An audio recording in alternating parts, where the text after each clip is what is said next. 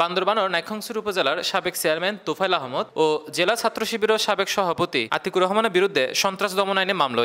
গতকাল বিকালে বান্দরবান শহরের রাজারমাট এলাহাতুন তোফায়েল আহমদের এবং বাস স্টেশন এলাহাতুন ছাত্র শিবিরের সাবেক সভাপতি আতিকুর রহমানের আটক গইজিল পুলিশ জানায় নাশকতা চালাবার উদ্দেশ্যে গোপন সভা গরিবার সময় এতারে আটক করে। এই সময় এতারাতুন বোমা তৈরি সরঞ্জাম সহ বিভিন্ন দেশীয় অস্ত্র উদ্ধার করা হয়।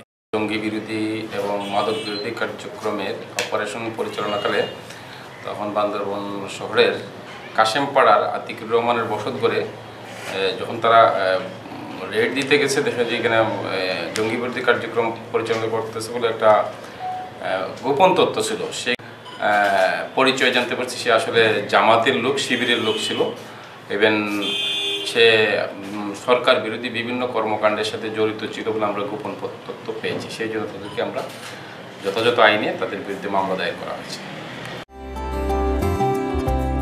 কেওয়াইর মুরগি মার্কা ডিওটিন লাগাইলেই হিট জব্বর চলিব।